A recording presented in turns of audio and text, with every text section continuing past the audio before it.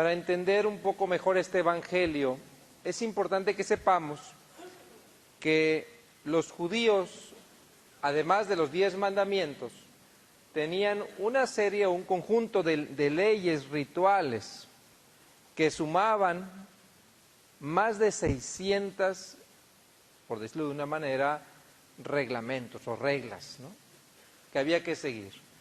Todo tenía que ver desde cómo tenías que vivir en tu casa, cómo tenías que acercarte al templo, cómo tenías que ofrecer el sacrificio, cómo tenías que relacionarte con los demás. Y así había muchas reglas que seguir. Eran tantas que esta pregunta que le hacen hoy a Jesús era una pregunta muy común entre los maestros. Cuando tú te acercabas a un maestro como para más o menos saber cuál era su ala, por decirlo, a la derecha o a la izquierda, ¿verdad?, su tendencia o su manera de pensar, le preguntaban siempre, ¿cuál de esos 600 mandamientos, o más de 600, es el más importante? Jesús deja claro, o utiliza la pregunta de este escriba, para dejar en claro algo muy importante. ¿Qué es lo que nos une a Dios? Lo que nos une a Dios no son los ritos, no son los sacrificios. Lo que nos une a Dios es el corazón. Los ritos vendrán después, no los desacredita, pero lo primero que nos une a Dios, dice él, es tu corazón. En ese corazón tiene que quedar bien claro que no hay otro Señor, que no hay otro Dios. Por eso dice, el Señor nuestro Dios es el único Señor. Y esto, aunque a ustedes les parezca muy sencillo de vivir, no siempre es así. Mantener a Dios como nuestro único Señor significa que Él es el único dueño de nuestro corazón. ¿Quién más quiere ser dueño de tu corazón? Bueno, pues hay muchos que quisieran ser dueño de tu corazón. Por ejemplo, la indiferencia. Un corazón donde reina la indiferencia es muy triste verlo. Pero hay muchos que viven a partir de la indiferencia. Y entonces le llaman, dicen, bueno, la frase de estos es, a mí me vale. Oye, es que tu prójimo te necesita, a mí me vale. Cada quien rásquese con sus propias uñas. Oye, es que tus hijos, ellos tendrán que aprender. Oye, que tu marido, que tu esposa, que ellos sabrán en lo que se metieron. Yo sé nada más lo mío. Y a veces dejamos que el Señor sea nuestro Señor, que la indiferencia. Para otros, tristemente, es el odio. Hay corazones que logran odiar. Para otros podrá ser a lo mejor la comodidad. Para otros podrá ser a lo mejor la imagen. ¿Qué van a decir de mí? Y a partir de ahí amamos. Y ese es nuestro Señor, es a quien nosotros respondemos. Para otros es el placer. Esto es bueno o es malo según si sea placentero o no sea placentero. Entonces que Jesús diga, el Señor nuestro Dios, o que nos recuerde esto que se había dicho desde el Antiguo Testamento, es el único Señor, el único que ha de vivir en tu corazón. Bueno, pues eso ya nos deja una gran tarea. Y dice, ya ese Señor no le has de temer, sino le has de amar, porque eso es lo siguiente que dice, y amarás al Señor tu Dios, con todo tu corazón, con toda tu alma, con toda tu mente y con todas tus fuerzas. Es decir, con toda tu vida. Entonces, no solamente te tengo como mi Señor, sino que además te amo y te deseo.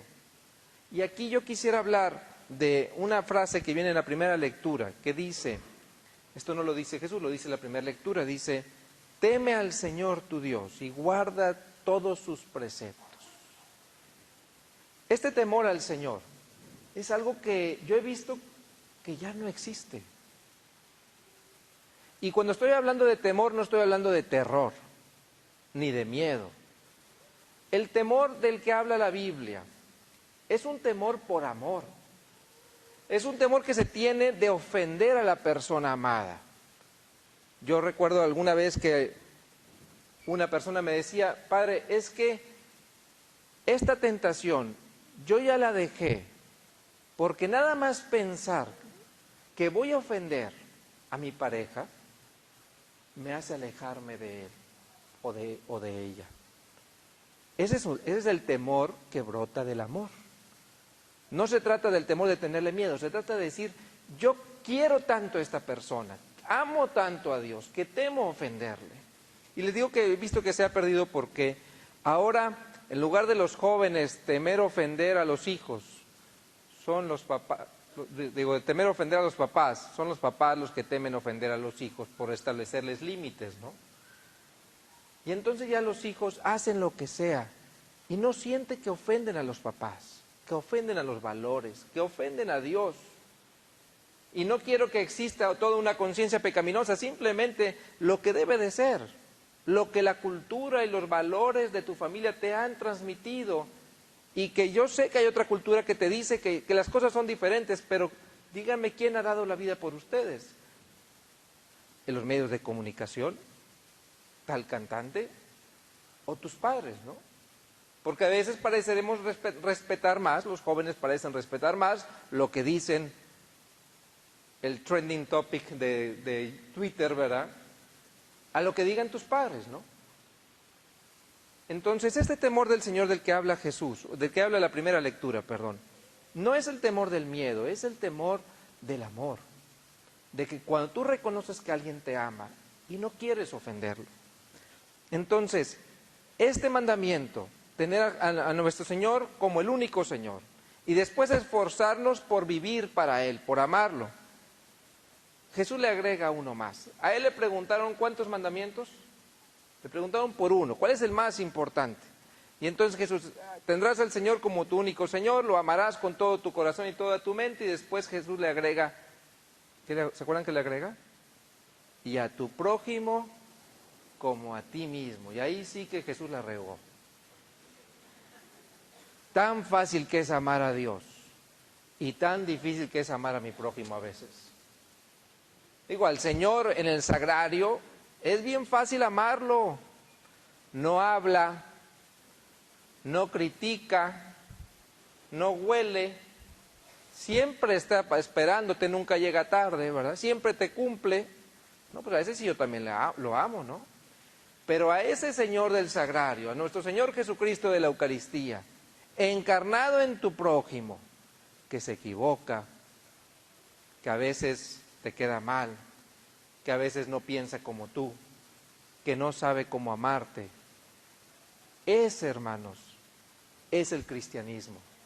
Lo otro lo han vivido todas las religiones buscan amar a su Dios. Pero Jesús le dice, no, tú me tienes que amar en tu prójimo, porque yo estoy en él. Dirán los santos padres, es que cuando nosotros comemos la Eucaristía, nosotros nos hacemos Jesús. Cuando nosotros comemos el cuerpo y la sangre, nos convertimos en cuerpo de Cristo. Y entonces, amar a Cristo y no amar a su prójimo, dirá San Juan, eso es un mentiroso, ¿no? Porque no ha entendido el cristianismo, no ha entendido a Jesús.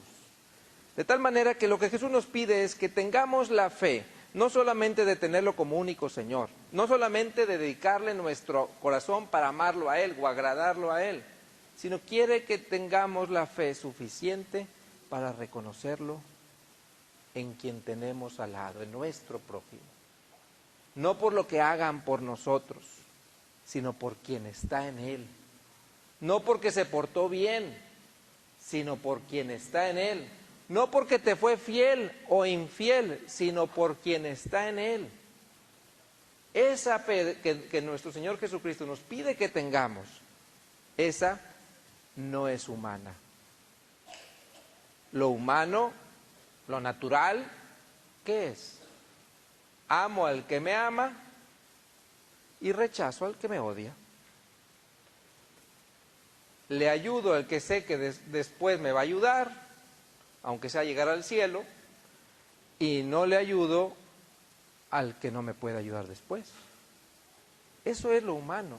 Y Jesús nos pide que lo trascendamos, que cuando te ofendan los perdones y los ames más, que cuando no te puedan dar seas más generosos con ellos, que cuando las cosas parezcan que con esta persona ya no tiene esperanza, lo sigas amando porque en Él está Cristo. En una palabra que nos atrevamos a ver a Cristo en cada una de las personas para que así podamos amarlos. Eso es lo cristiano. Y cuando eso se nos impone, yo no sé ustedes, pero a mí lo único que se me ocurre es correr a Dios y decirle, Señor, no puedo. Tú eres lo único que lo puedes hacer. Yo solo no puedo. Amar a esta persona que cada rato se pone como energúmeno o energúmena, ¿verdad?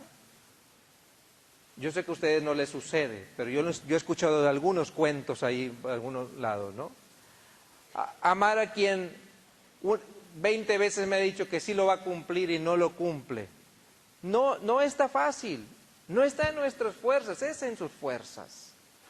Ser fieles hasta la muerte, ser además de fieles felices, amar y amar con alegría y agradecer que tienes esa pareja o ese hijo o ese padre o esa madre que tienes que amar y que quieres amar porque Cristo está en ella y no por lo que ha hecho por ti, entonces podremos decir que somos cristianos.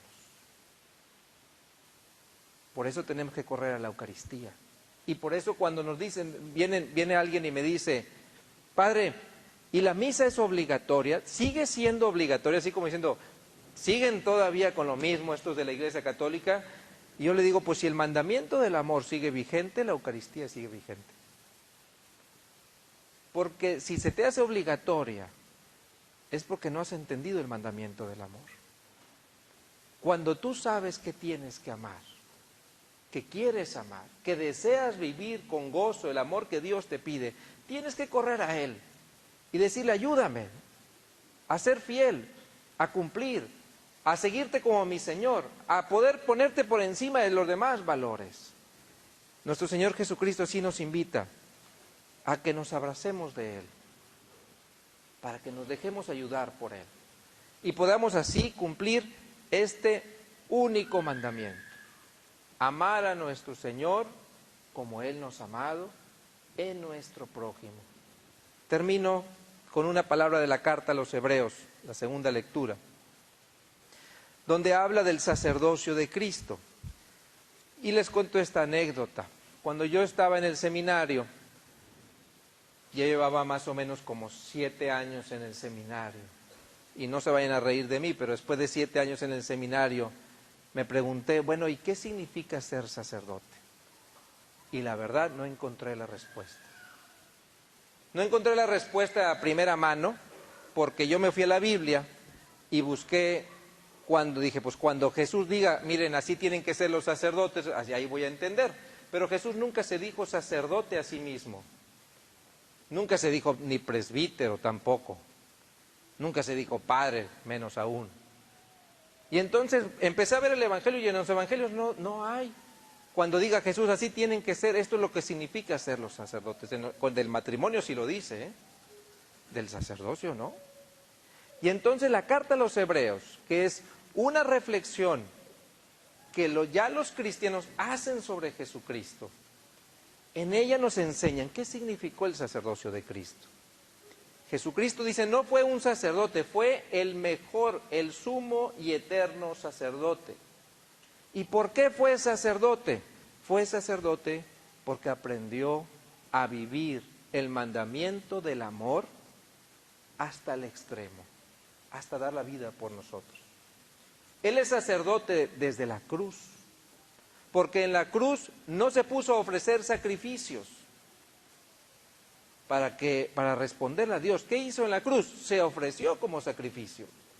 Porque en la cruz Él nos dice, este es el camino al Padre, yo soy el puente, el sacerdote es el que realiza el sacrificio para que el hombre y Dios puedan estar unidos.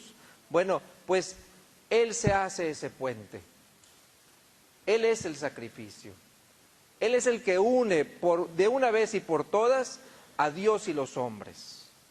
Entonces, por eso dicen los primeros cristianos, Jesucristo es sacerdote porque pasó su vida sirviendo y sirviendo hasta dar la vida por los demás. De tal manera que si uno quiere ser sacerdote, tiene que aprender no a celebrar misa. Eso se aprende fácil. En 6 meses se los enseño al que quiera. No, a dar la vida por los demás. A dejar ganar tu corazón por Cristo de tal manera que el único Señor sea Él y la única razón de tu vida sea servir a los demás. Pero eso no es exclusivo del sacerdote ordenado. Eso les corresponde a ustedes también. Cuando ustedes fueron bautizados, fueron ungidos con el santo crisma, y el sacerdote dijo unas palabras donde dice que seas ungido por este crisma, signo de que tú eres sacerdote, profeta y rey.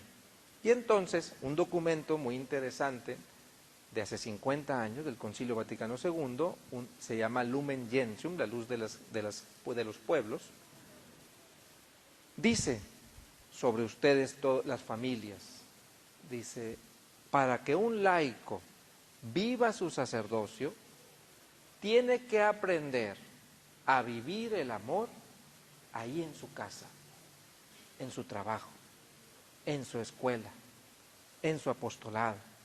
Porque cuando viven el amor y lo ofrecen a Dios, se convierten en víctimas vivas que agradan al Padre.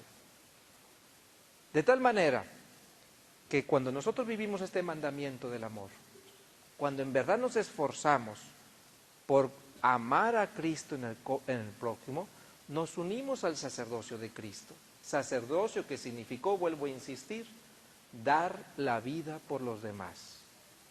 Pidámosle pues a nuestro Señor que en esta semana podamos vencer nuestro egoísmo, que no nos deja entregarnos, nuestra miopía o nuestra ceguera, que no nos deja ver al prójimo y sus necesidades y que nada más nos permite vernos a nosotros, que nos deje vencer nuestra indiferencia, que cierra nuestros oídos y nuestras manos a los demás.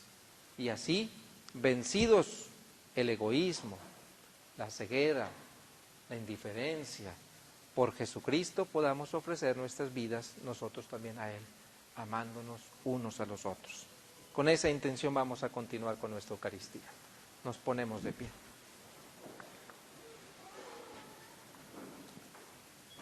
¿Creen ustedes?